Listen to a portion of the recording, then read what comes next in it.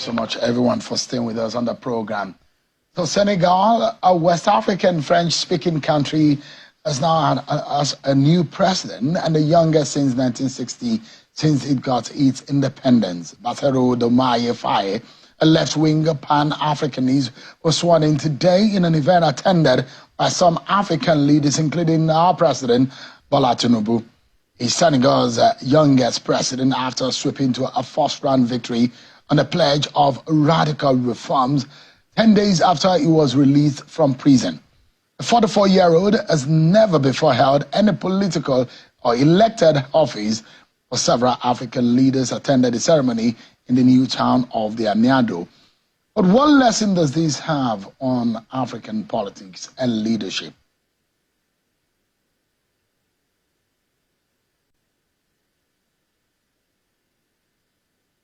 Let's get some perspectives on the lessons for Nigeria's politics, political participation, especially for young persons. So it doesn't mean that Mr. Faye just started yesterday. He must have been thinking about having a vision and a dream of wanting to become the leader of that country. Now he has it on his hands now.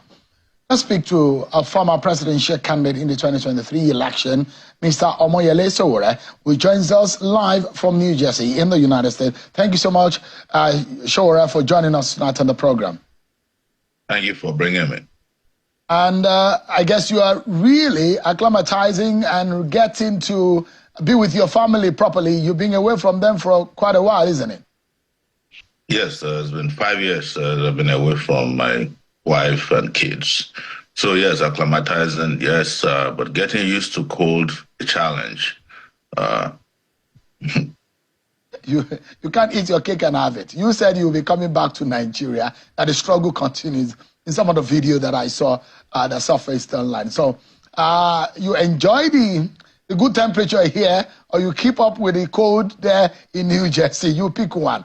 But thank you so much, Sowore, for joining us today. Let's talk about Mr. Faye, who has now become Senegal's new president. What is your view, first and foremost, about this transition in Senegal? Well, it's important to mention that when Africans were yearning for independence, they actually went for very young, vibrant people. And the question we keep asking ourselves is, at what point did we lose that ability to have young people, vibrant, intelligent young people, lead the African continent?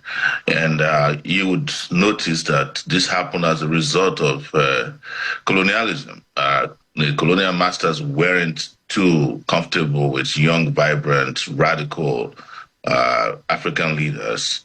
And that was what led to the death of Lumumba and a bunch of persons that were kicked out of office by the collusion of local African, betrayers and these political colonial leaders all over Africa. So this is not the first time. Even in Nigeria, the first crop of leaders that came up after independence were in their 20s. The man who first moved the motion for Nigeria's independence, that's late Chief Tony Enahoro, was his 20s. The Zigs of this world, Bafemi Awolowo, they weren't old people, but again, over time, we lost that opportunity to have vibrancy, and that's why you see Africa the way it is today. But it's interesting that majority of the people I'm seeing there, swearing in, are the same old African leaders who would not allow the youth to have a chance. But there's a lesson to be learned from Senegal, that this presidential change of baton did not happen by accident. It was through serious revolutionary struggle. You can imagine someone who came from prison 10 days before and became president of Senegal, when, as a matter of fact, the man who was there didn't want to leave, and he had postponed the election very recently to an unknown date, but he was heavily resisted, and that's how Senegal came about this. So everybody who is celebrating this must also understand that freedom comes out of struggle. So, I'm more concerned about two things. I'm talking about the politics of Senegal tonight, but not dwelling on those events. We are trying to draw lessons and inspiration from what happened and perhaps what we can glean and learn from it as a people. Political participation first and foremost. For a 44-year-old to become a president, the man has never been into any elected office before now. That is audacious. That is a lot of vision, isn't it? It is, and this was where we were coming from. When we started our political movement in 2018, and people were saying, well, you need experience. And we kept telling them, experience is not going to take you anywhere because it's experienced politicians that put Nigeria in the condition that it is today. Experienced thieves, experienced murderers, killers, corrupt people. And now you've seen it in Senegal, that you don't actually need experience. You need leaders that have vision, people who are motivated to lead their people. I must make a caveat here that until we see the performance of these particular persons who have taken over power in Senegal, we should not celebrate too quickly because we've had young people in Nigeria lead. The guy that just left Kogi is very young, and look at the way he left the state. And this is what I've always said, that my problem is not with old age. My problem is with old ideas of African leaders. They have no new ideas. And you can have some young people who live through very difficult old ideas, like the likes that we've had in Kogi, not just one, the senator from there, the governor there, and several other persons who are young people who are disgracing their youthfulness. You're not yourself a young person any longer. You've crossed the 50-year mark. So you are joining the folk that will say older folks. You look at it, what is youthfulness? What is young age? What does it have to do with active leadership? Like you mentioned, we've seen young people that have failed in leadership. And being young doesn't mean an automatic good leadership. And I'll go to some of the things that Mr. Faye said, even before being sworn in. He had said that he's going to move past what the colonial masters' legacies are. And he said it's made some very radical and dramatic policy decisions, which in the coming days, one will see how that will affect or impact on the economy or the welfare of the people of Senegal. But then let's put some attention on young people in Nigeria. How are they able to organize, to mobilize? That is important. If young people are not able to organize and mobilize, if they spend most of their lives working in private sector, doing stuff for themselves and never thought about leadership, how then can this kind of vision come to pass, Sowore? Well, that's a very important question, and this is a question I've addressed. So you must understand that Mr. Faye and his colleague set up a political party in 2014. And when he ran for election, they were thoroughly beaten. They only had one position in a local government or so in 2014. And then they kept going and came back in and then a few years later and fought, but they came third. And eventually now they've won power. So political participation is necessary.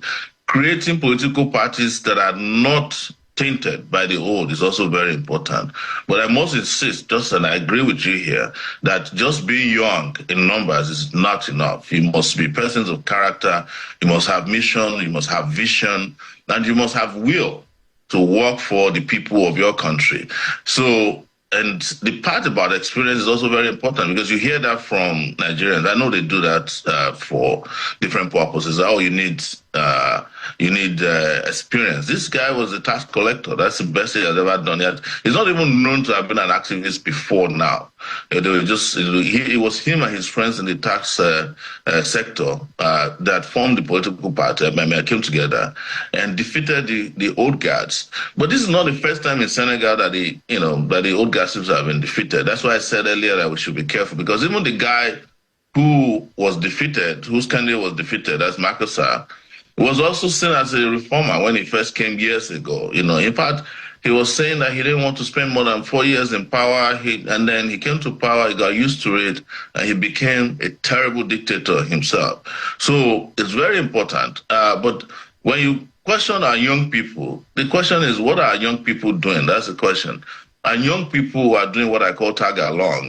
They are more interested in becoming, senior special assistants to governors or senators. They don't. I have not seen that clear aspiration on the part of our young people to go and become the leaders of their country. And most of the time, it's these young people that are pulling down the few young people who are courageous enough to say it is time to turn the corner. I don't see myself as a youth anymore, but I look youthful, and and I can always defend my youthfulness. But that's not the reason why I want to be president of Nigeria. It has never been the reason. It has always been that I have such a background in making sure that we fix our country, and that's what drove me into running for office first in 2018 and 2023. So this is a lesson, because our young people also have a tendency to praise other young people who are making this kind of difference in other places. But when it comes to them, there's some kind of a self-sabotage. You remember in 2018, there was this law of not too young to run. And I challenged it at that time. Why would you need a law for young people to run? You take power. Nobody will give power to you, via any constitutional amendments or laws. You take power. And now, so 4 years later, how many young people has that produced in the most important sector of the country, which is the presidency? You cannot be young, mission-driven, be visionary, and go and hide your bushel under some of these old people who have no idea how to even operate a phone. So, but youthfulness is also important in the sense that, you need leaders that are large, who are capable, who are able to be responsive, who don't have to spend half of the time in a hospital. I'm not saying young people don't fall sick, but especially the ones that we know who are falling apart. They are doing us no good in our country. And we saw that with Buhari and subsequently the man there now. I do know that old age is not a disease. Also, one thing that is important is that experience also brings a lot of benefit and profit. Tonight, we are drawing lessons from the experience of Senegal and now become the leader of that country.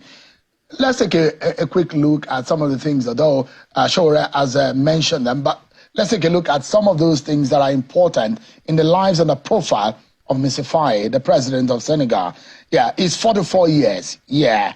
Perhaps was one among a group of political opponents freed from prison 10 days before the 24th March presidential election in that country. He's never held any elected office before. He defeated Macky Sall in that election. He was almost not going to participate in election because that election was not going to happen at some point, but eventually it happened. He's a former tax inspector, which is what he's known for, that he's done for himself, apart from the fact that he joined forces his former boss or his former political mentor, who was unable to run eventually. He's the fifth president since independence from France in 1960. He's the very first president of that country to openly admit to a polygamous marriage. He has vowed to restore national sovereignty over key assets such as the oil, gas, and fishing sectors. He is also saying that he wants to leave the regional CFA, the currency of the country, and he wants to invest more in agriculture with the aim of reaching food self-sufficiency. These are very ambitious policy decisions from Mr. Faye. And if you look at it, this look like some situation or scenario that you can almost liken to what we're experiencing in Nigeria. What are your thoughts, Sowore? When I ran in 2018, I had what I call Spicer hits. They're bigger than this, big ambition to take charge of national assets, employ Nigerians, turn Nigeria to a construction site, and ensure that we pay wages that are living wages. And I wanted to restore security, engage in fantastic infrastructural development, invest in education such that education will be free up to university level, and even give study grants to students. But when we came out with all these things, people started saying, no, there's no money to do it, until it's now proven to them that there's more than enough money to do whatever we want to do if we decide to do it. But you have to elect to power or office the person who can make these things happen. And that is why the difference you saw between us and what we are celebrating today in Senegal. It's not enough to celebrate it. It's for us to embrace it locally too. It's for us to say to ourselves, we have had enough of all these ODs in our system, and they have not done experience. This is the Nigeria of experienced people. Maybe it's time to try the unexperienced, but I would never describe myself as an inexperienced person, because I've always been in leadership, which is most difficult. It's not just leadership of, there's appointments. I've never taken an appointment before, and it was deliberate. And leadership that's helped the country to transition from one difficulty to the other, both political and in some cases economic, when we did fight the World Bank policies when we first arrived at the university in our days. So now you've seen it, and it's been shown to Nigerians that the possibilities are there for you to elect very vibrant leaders in your own country, so that the next time we have young leaders, it will be in Nigeria, and it will not be Nigerians trending a young leader elected somewhere with 2 wives. And I have nothing against him having 2 wives, I'm just saying. Well, do you see a 40-something-year-old becoming a president of Nigeria in the nearest future? I would love to say it, but you have to ensure that 75% of our people, young people who are below 40, are not working against that dream.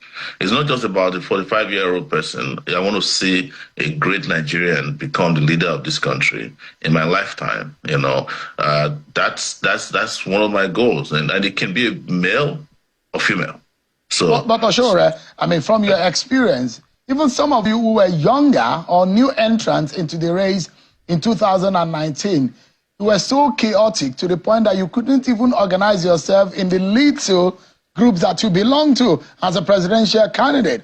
And so there is a fear how bad young persons find it difficult to organize. How well can young people organize to have a vision of young and energetic people going into the fray? That's why you need radical young people.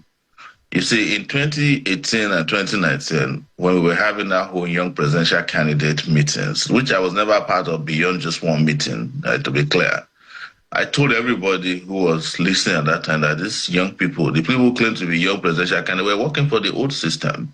And that's what has happened now. Ask yourself, where are all those young presidential candidates of 2019? They're all working as special assistants, deputy to somebody, or they were all set up by the system. And that was why the gang up was largely against me, because I stood out different from the rest of them. The only person that was around at that time, who you cannot even call young, was Kingsley Moghalu, who is still around today. Ask yourself, do you still remember their names and where they are today? I'm the only person who survived that period. I'm the only person who, after that period, went to jail. I'm the only person who was able to sustain a political party and ran in 2023, even though I had maybe 1 day to contest, and I was going to court and I was restricted to Abuja. So that's what lesson should have been learned in 2019. It's not just enough to say some people are young and running for office. Look for the best amongst them. Look for the most resilient. Look for the one that has vision, the one that is not a coward, and the one that is not playing games. If we did that in 2019, we would have been ahead of Senegal today, because I'll be doing my second term in office, and Nigeria would be such a great place today. And I mean it. If I was president in 2019, you won't have the situation that you have in your hands today. I can tell you that for free.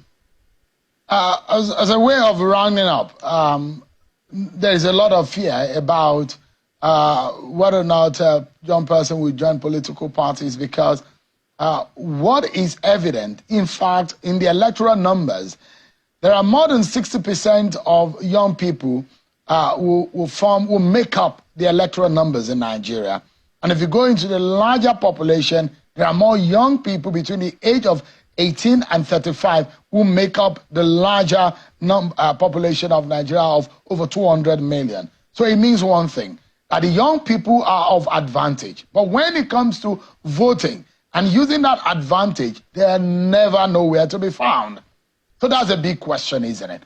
An election is over. Going into the next election, how do you think, for many young people who are watching tonight, how do you think that mobilization, that orientation, and that intentional calculation of participation can happen? Well, you know, it is clear now that it is very easy to accomplish that. I am a youthful person. I won't call myself a youth, but I'm young compared to the dinosaurs who are now in politics in Nigeria. But what I'm saying is that we have a political party. We have the African Action Congress. By the way, you should change the name on your ticker. It's AAC.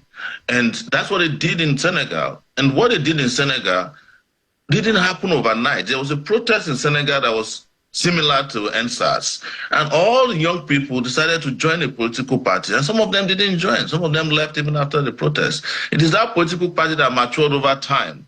And you cannot say that you want to take power and not join political power that are revolutionary, especially when you want revolutionary power. And you cannot go and join a party that is not ready for a revolution or that's not interested. Our party, for instance, the AAC, doesn't have a youth leader because every person in the AAC is young. So the opportunities are there. But I tell you one thing, and we must be very clear about this. Now that they've seen what is going in Senegal, they will bring in more young people to create division and confusion again so that we won't be able to accomplish this. But young people must also promise, the youth, radical young people in Nigeria must come together, join one political party. If we have the numbers, we will defeat these guys even before 2027. And don't ask me how. But I will explain that because you're running out of time, I'm sure. Yeah. Omoyele Sowore, 53-year-old Omoyele Sowore, no longer a youth. A few years ago, we were saying a young candidate, but you cannot even beat it. But you're not in the league of Joe Biden, who is 81 years old, or Donald Trump, who is 77 years old. And Atiku and Peter Obi, so we are far apart. I'm 10 years younger than all the major candidates. Only myself and I think Adebayo, who is younger than myself, were in our 50s in the last elections, prominent one. But there was also a guy who was even younger than all of us. I think he was in his 30s in the last election. But Professor Molayin. Yeah. So the opportunities are there. Vibrant young people, You said it earlier, and I want to close here, that, maybe, being old is not a disease. It's not, but it's a barrier. That's why people retire after the age of 60 and 65. All right. Thank you so much. Omoyele Sowore was a presidential candidate of the AAC in the 2023 presidential election. Thank you so much for your thoughts tonight.